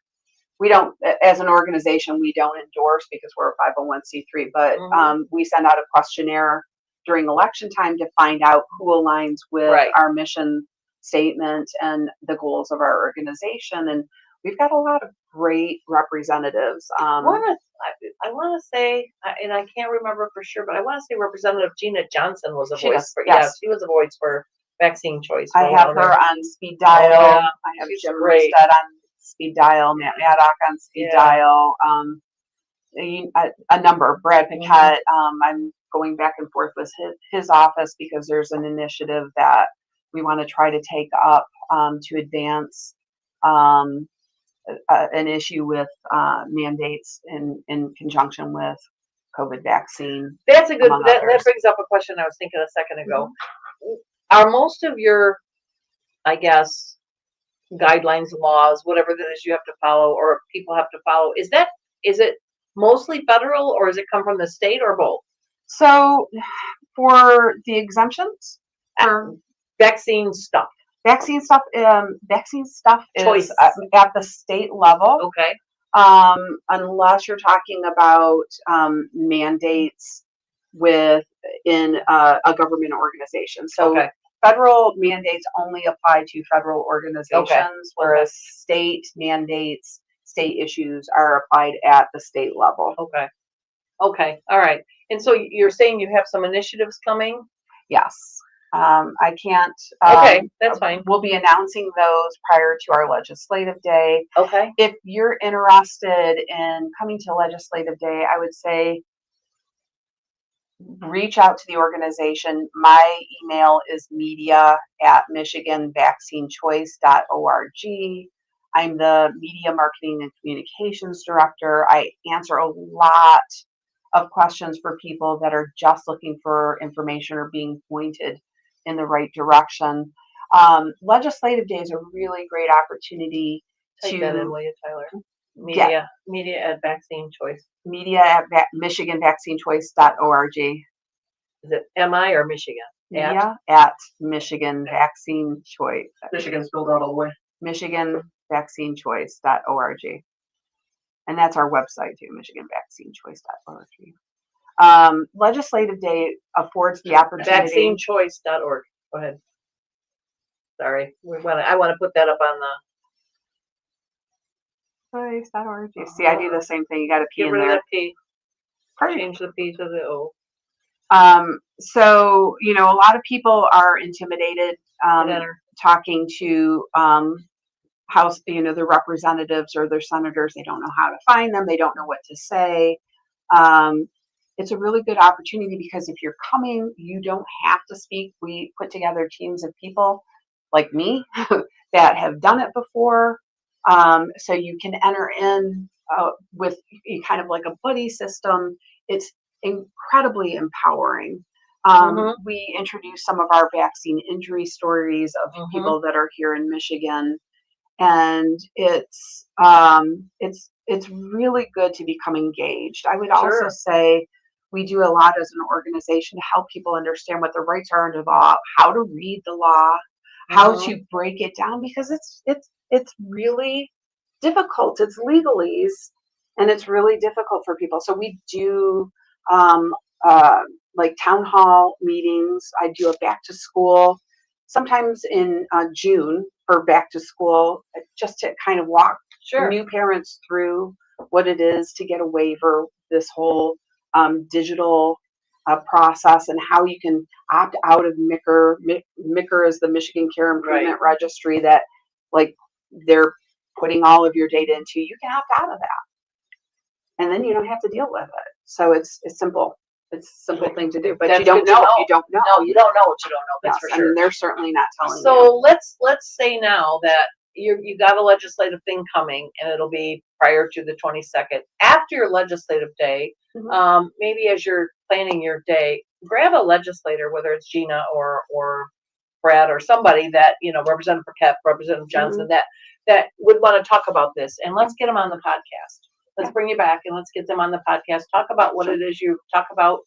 Kind of update us on where you are, and with the thing, just pick a Tuesday after that, maybe in the first week of June or something, and then you can also talk about your educational process. Tell us about your educational programs in June for moms or whatever, new kindergarten stuff like that. So the town hall. All right. Well, you have any more questions, Frank, or? I don't think so. I think it was very informative. Sure was. I appreciate it. Thank you. Yes, thank you for coming. Thank you, Connie, for coming. It was very educational, and we're going to have her back after her big announcement. Well, I live here now too, so I'm a delegate here in Livingston you are. County, We're lucky. We're lucky to have you. So we're going to have her back on the show here, and we're going to grab a legislator, and they can tell you about their big legislative initiative after that.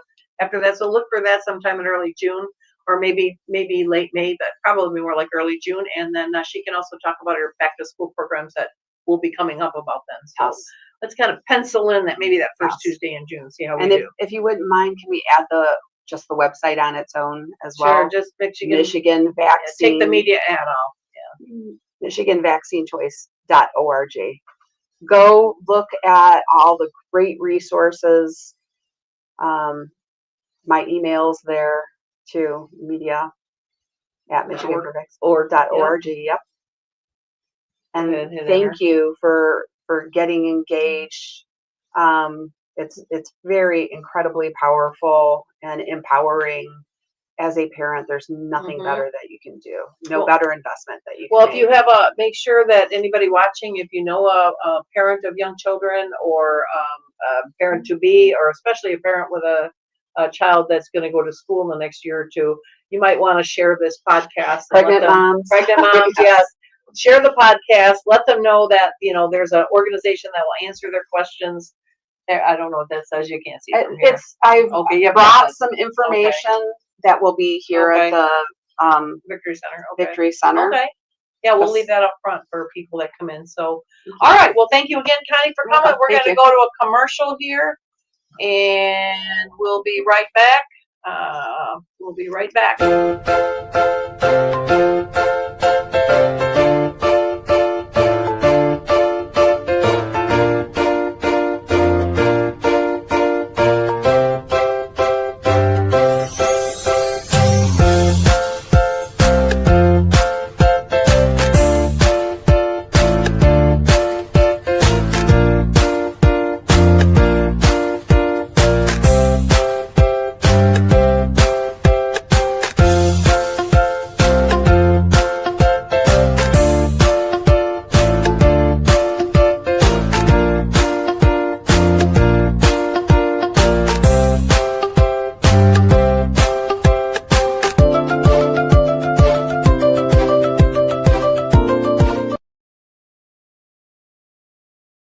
John Adams warned that the Constitution is wholly inadequate without a moral and religious people. As conservatives, we must reclaim the faith that shaped it, rooted in Jesus Christ and the Bible. To help you understand the historic Christianity that our country was founded on, check out theexaltedchrist.com, a resource website proclaiming Christ as King.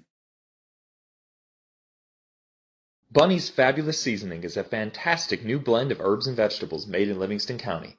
Add a tablespoon to homemade breads, soups, stews, meat, poultry, vegetables, casseroles, sauces, and more. To order, email Bunny's Fabulous Seasoning at gmail.com or message the Bunny's Fabulous Seasoning Facebook page. It's time to divorce you or marry me chicken and take advantage of free delivery in and around Livingston County. Bunny's Fabulous Seasoning, the only seasoning you need.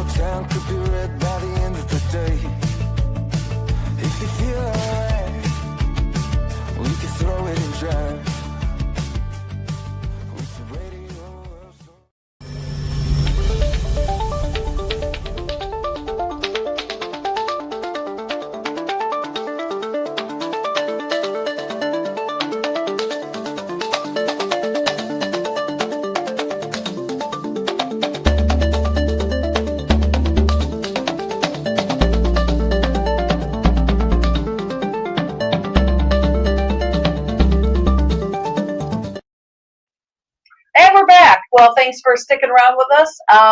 What a great informational session. Yeah, really nice. I had no idea all that stuff existed about vaccines. You know, as we were talking, you know, I'm up there a little bit in years, so we didn't have all those things. I went through measles. I had, I think, the German measles, which were the real hard case.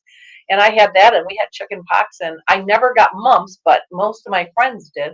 And, you know, so all these vaccines to stop from everything. And of course, COVID, the COVID vaccine is the most debated, bad idea, I think, in the vaccine world ever, you know. And yeah, it was bad. That was a bad time to go through.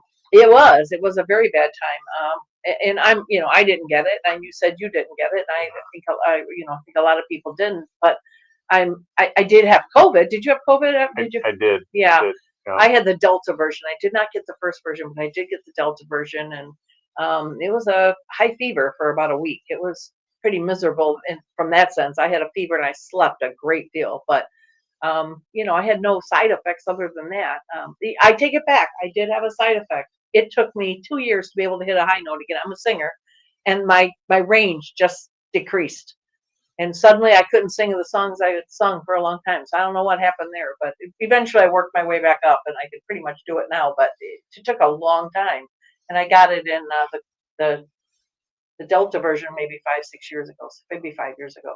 So it was but that was the only side effect that I can think of. I didn't have anything else. How bad which version did you have? You know, I don't know what version it was, and I didn't get awfully sick from it. I was feverish for maybe a day or two, maybe a couple rough days, but I didn't have any long. Was it early on in the process or later? I didn't get it in the first round. Okay. I got it, maybe the following year. So I made it through the first wave. Okay.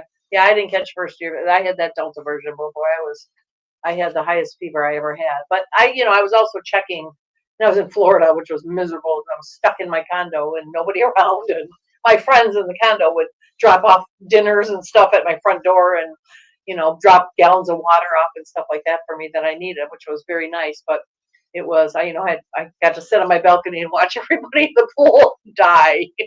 Couldn't be around anybody. But yeah, I had a bad fever. But other than that, no side effects. And I hear of people now that have these things going on in their life, and there's no way to tie it to that. But vaccines are a scary, scary thing. Very scary thing. Yeah, I mean, trying to figure out what's good, what's bad, and what information and what what information that's out there, what to follow. It's Sure. But the idea is to be able to get everybody the information and let them make the choice in which directions they want to go. And that's about the best you can do, because they told us it was safe, and now they're telling us it wasn't safe. They're telling us we didn't need it. And, you know, I'd like to think that the second one was right, but I have no idea that that is either. You know, we believe, you know, a lot of people believe that first time, and now other people are believing the second wave of information. Who knows what's coming? If it's going to be a third that said, well, you know, turned out it was safe after all, and it was this other thing. And, you know, if we would have added this other protein or element or something to the first one, none of that other stuff would happen. And I suspect that's coming because they made too darn much money on that situation for it not to come back. So anyway, well, we appreciate you coming. A couple LCRP things. I should probably talk about some Livingston County things since this is our podcast. We're having, we've got our wonderful delegate team of Sharon Lalio and Connie Robinson and Marcia Dix. They're holding this Thursday, they're the 10th, they're holding a delegate meeting where, let's see, they've got, I know Jessica Bearfield will be there talking about what state committee members do. And there is another topic.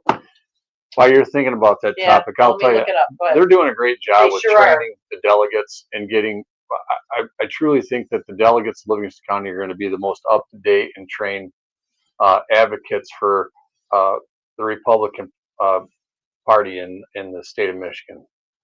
You know, they're informative. They keep, you know, it's nice. A lot of delegates didn't really, they signed up to be delegates. They got elected to be delegates, but they didn't truly know what they had no idea what the delegates do. They did. They heard that there were, you know, people out recruiting them, and basically they're told is all you got to do is be a delegate is show up and vote a couple times a year. But that's not all you do, or it's not all you have to do. There's opportunities to get involved, and you're right. Sharon and Connie and Marsha are rocking it out. I know when I first decided I would run for chair, I met with Sharon, and you know, she said, "Do you want somebody else to do this?" No, I absolutely like you to do it. And you know, we sat down, Sharon and Connie and I, we sat down for about 3 hours over breakfast one morning at Sharon's house and kind of ironed out, all right, do it this way. Let's make sure we do it this and not this. And you know, as long as we don't do this, we don't want to interfere with this. And pick your night. And she picked her night, and bang, it's been hands off for me 100%, which is how I tend to do things. You get good people to do what they do, and you get out of their way. Yeah, and sure. So she needs anything, she can call me, and she knows it. But they are rocking it out. And you're right. We heard from a lot of different delegates.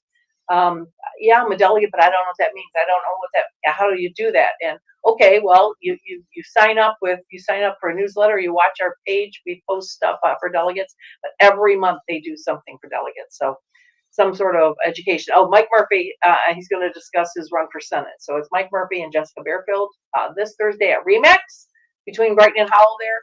You go around back to the building and downstairs for anybody who hasn't been there. And you don't have to be a delegate to go to this meeting. It's going to be an interesting meeting. But we will be signing up delegates at some point in next year probably. So, you know, if you're interested in being delegate.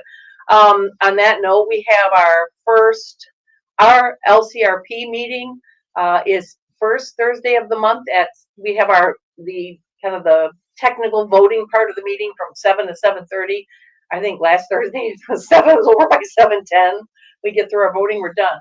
And then after that, we have kind of a general membership meeting where we have legislative updates, and we have, I always do kind of a chair's perspective and kind of do a whiteboard explanation of something, some legislative process or something that I'm getting a lot of feedback people like. So I will continue to do that. But it's also a time for local officials to talk about any outreach needed. They need people. Oh my gosh, there's going to be solar energy at their, it's going to be the topic, and they need all the people to show up. Or there's going to be, we've got a split board, and they want to do a millage. Please show up and fight it. So this is an opportunity to come and meet other Republicans. We also have the fourth Thursday, which you haven't been at yet. I'm gonna have to make one of these. Yeah, you have to. For the fourth Thursday, we have. Every fourth Thursday, our member Pam Atkins puts together a dinner, and it's a different restaurant every month. You can come if you want dinner. You can come at 6 o'clock for dinner, and if you just want to come for a beverage, which you're not eating anymore, which is why you don't come. I'm going to start again. Okay, or one of these days. All right. I got to get down to fight. All right. So at 6 o'clock, you come for dinner, and then if you want to come just to socialize, we have social, from 7 to 9. So it's a great night. You get to, please bring new members, please, if you come, bring your neighbors that are Republicans that have never been involved. Has this month's selection been made? Oh yeah, it's been up for like 3 or 4 months. It's Zuki's. It's in your neck of the woods. Oh, oh yeah, imagine nice that. close one, huh? Yeah. Suki's fabulous. Unfortunately, place. I won't be at this one. Yeah, I I'll won't probably be in make Florida. that one. Yeah, of course you will. Yeah. Yeah. You'll have to run that one for me because I'll be I'm out of town that week. So, but yeah, it's a great time to come and we have new people all the time, and those new people become members. You make friends right away. We're very friendly and fun group. So, and I encourage any Republican, whether you're a member or not, come to our meetings. We have a lot of activity. We have a lot of fun. We were talking about the parade earlier. We do all kinds of stuff. So come, you can see right down here, there's our little banner here that you want to join. We love your membership. Come and be a member. What we do, we talked about the vaccine choice here and the legislation. She told you what happened when the Democrats took over in the state all of a sudden. And then, Brian Jonckheere was talking earlier about, overreach and 2023, the new laws change and things. So what we do in this party is we get Republicans elected, especially to that state house, and that state house is, once the state legislator flips and becomes between the governor and the House and the Senate, a lot of this stuff gets undone. So all this stuff you're miserable with, this is how you fix it right here. That word join, right there, join. That will that'll do it. That helps because that's where we get our money to do the mailings and do everything else we do for candidates to make sure we turn the Senate. That's our number one priority. Flip that Senate, flip the governor, keep the House, so we can undo a lot of the damage. Yeah, get the Michigan spending under control. That's right. We have, we look at our county commissioners who, and I'm not just saying this because Commissioner Sample's sitting here, but I say it frequently, that our county commission is probably one of the best examples of how a government should run. I know your chairman constantly teases and jokes that Elon Musk got the Doge idea from you guys, and that's probably it could very well be true the way you run it. Jay Drick's been very successful for directing the board, and Nick Piani and the vice chair and finance and asset management chair. I mean, we just put a lot of good things together. There's a lot of talent on that board, and it's a good mix. So, like I said, I'm looking forward to the next couple of years. Yeah, you're gonna rock some things out, and when you do it when you do it fiscally conservative, you can get you're not spending money that you have just because you have it. You're not spending it on silly things. You're not spending it on a very small. I think Jay at one point read off the top 5 laws that you will not, or ordinances you will not have because you did not get a Democrat commission, and it was, I don't remember, but I remember some of the things that were proposed, and that was, we need bus service to Detroit. We need bus service to Ann Arbor. No, we don't. We have Let's to go anywhere in the county for $2. Yeah, that's what you need. So anyway, so that's it's important. Republican legislators, it's important. We talk about it every single podcast. We talk about a different elected official. Why is it important to stay Republican, and what changed because of you can just look at when things go Democrat, they go nuts. So yeah. Well, I think we've been doing some strategic planning, some different things like that. It's going to come out, and I think the goal of the commissioners is to keep the county rural, keep the county safe, and keep the county, financially sound. And I think that everybody's on board with that. And I look forward to it. I look forward to serving and keeping. Well, you're doing a great job. You're doing a great job as far as I've been watching this. I was talking to Dave Domas, who's been a commissioner for 1,100 years, and we were talking the other day in the admin building after you and Commissioner Hulserman left, and he was talking about the different boards that he has served with, and he's been there a long time, and he has said that it was his opinion that this was just the best board that he's ever as far as in total that he's ever served with. That the talent on this board is just outstanding. So, it is good that you guys all, and you guys aren't always in agreement either. I mean, you have split votes, but yet you continue to function just fine. So that's a healthy sign. It's unhealthy to have 7-0 votes, or in your case 9-0 votes all the time. That's Right. unhealthy. So to have 5-4s or 7-2s, that's just fine. There's nothing wrong with that as long as you can move forward and not be bitter about that. So Yeah, sometimes you got to take a loss, lick the ruins, and get back to business. And we're working on the next project. That's right. And when's your next strategic planning coming up? You have one last meeting, I think. Well, there is another meeting, which I think may lead into another one. But there's some dates that we're throwing out there. It's not a set date. Yeah, it's not a set date. I know there was unavailability in the last time we tried to put a schedule together. So I see it in the next 2 to 3 weeks. Okay. And so you got some good ideas going to come out of that. And so we'll have to make sure we get you back after that, and you guys can talk about what we got to look forward to, the different stuff you guys are going to put together. And like I said, it's impressive to put in 2 brand new EMS stations without a raise, without a bond, and without raising taxes. That to me is the perfect. That's an example of government excellence right there. Just to be able to do that. And so I commend you. I commend Nick. I commend Jack. I commend all of them, for being able to do that. Thank you. Yeah, I love living in one of the safest communities in Michigan. And, our commissioners focus on safety, and they focus on security, and they're not afraid to spend. They're not afraid. No, I'm not going to say that, because that's not the word. Spend is a bad word. They're not afraid to invest. And when you invest, it's different. You put money into something, you get something back. It's worth the investment. They don't spend, they invest. And that's huge. That's huge. Yeah. Yeah, it's important to respect the wallets of the taxpayers, right? Right. So invest their money into services that benefit them. Yes. Perfect. So, okay. Well, I think I've talked about everything. We have this Thursday is the delegate meeting at Remax 6:30. I didn't say that before. 6:30, and then our fourth Thursday social starts at 6 o'clock. If you want dinner at Zuki Lake Tavern here is that Pinckney or Hamburg? It is in Hamburg. Hamburg. Okay.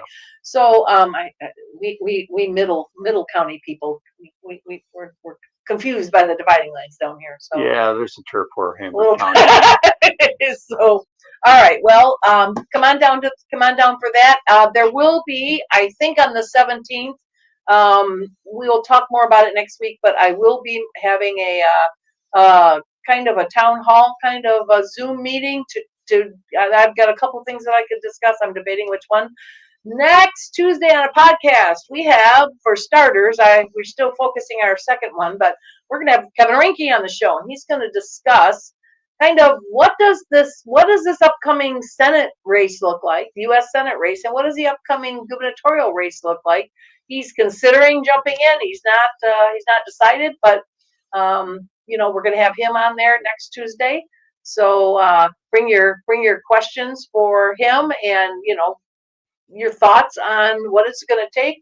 We did a little presentation, my chair's perspective last Thursday at our Republican Party meeting was how we have the voting base, and we have Republicans and Democrats, and then there's this big purple independent kind of swing voter in the second.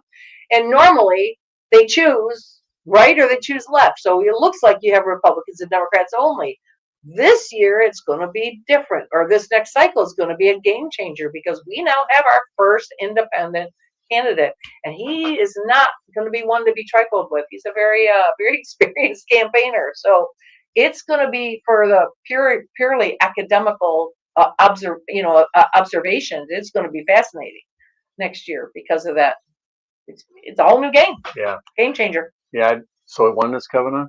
Kevin's going to be on next Tuesday. Yeah, I had some opportunity when he was running for governor last time to talk to him here and there. He's a smart man. Well, think about it. If you're free, you can be my co-host. I need another co-host. So. Okay. All right. So now that you've figured out We'll discuss it. free. Well, you know what? You're kind of looking at yourself. Well, you're supposed to be looking at me. Oh, I'm trying to, but then I'm looking at me. Yeah, it's hard. It's hard. That's what I found. New, That right? it is. It's new. And once So- you've been on it, the second time you come on it, there's no nervousness. You know exactly what to do.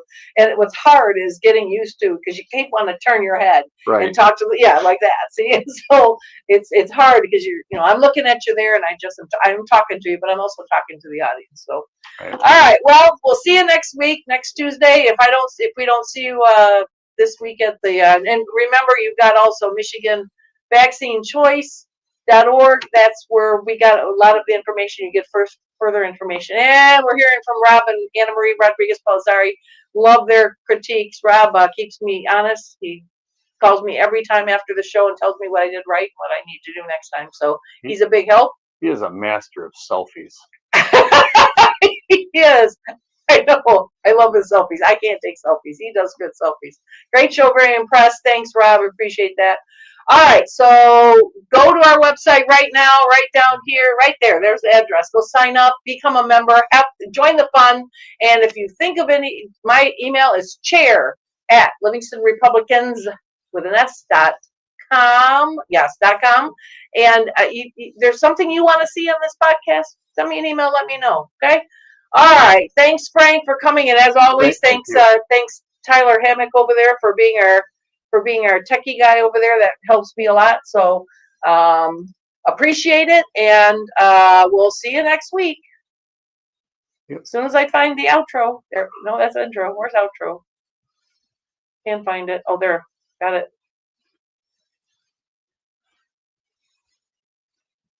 No, we're doing